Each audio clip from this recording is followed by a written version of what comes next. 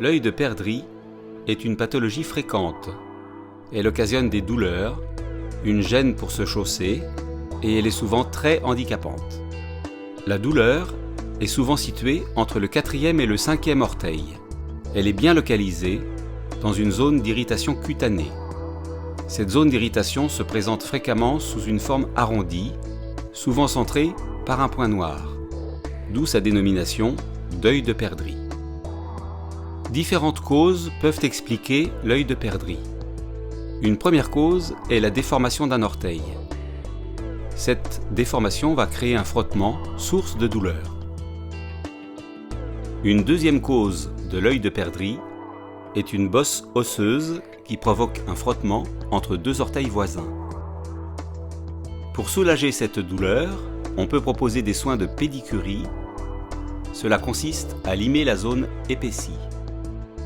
Le pédicure peut également proposer une orthèse de séparation pour éviter les frottements entre les orteils. Mais il faut bien comprendre que ces soins de pédicurie ne font que soulager la douleur. Ils ne traitent pas la cause de cette douleur. Pour traiter la cause de l'œil de perdrix, il faudra recourir à une intervention chirurgicale.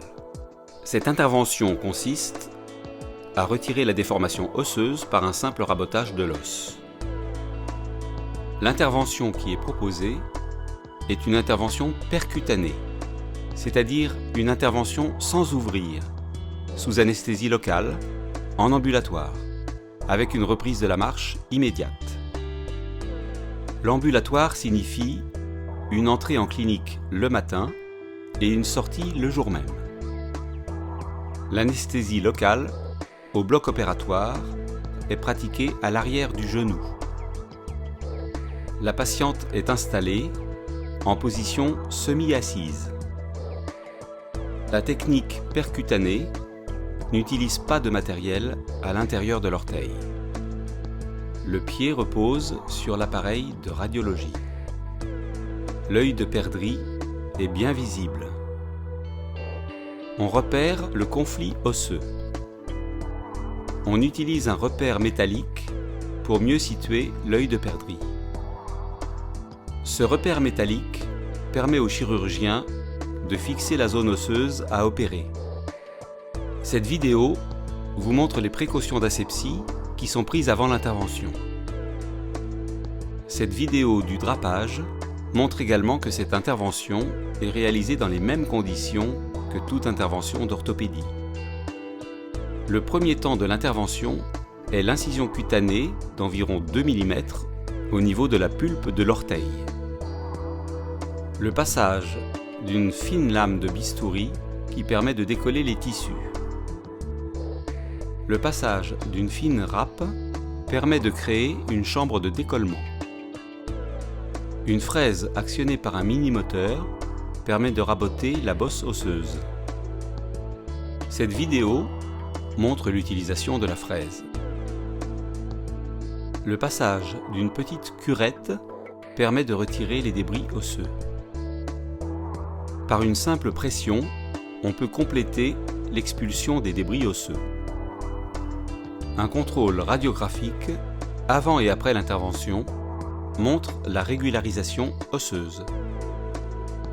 Un simple point suture suffit à refermer la mini-incision cutanée. Un petit pansement est réalisé.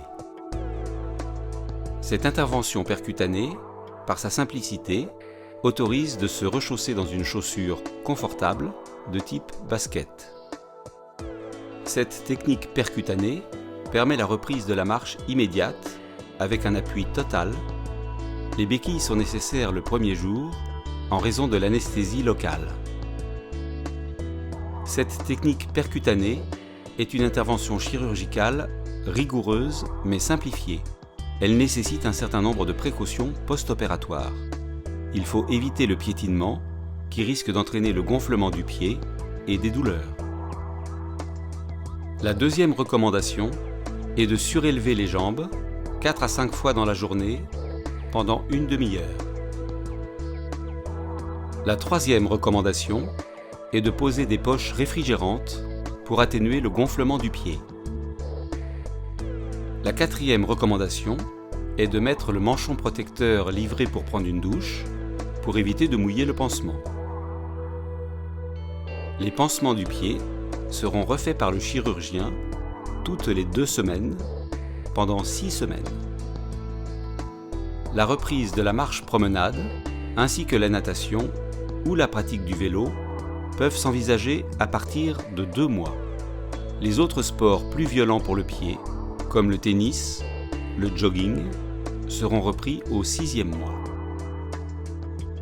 La reprise d'un travail sédentaire, secrétariat, activité de bureau, peut s'envisager après la 2e semaine.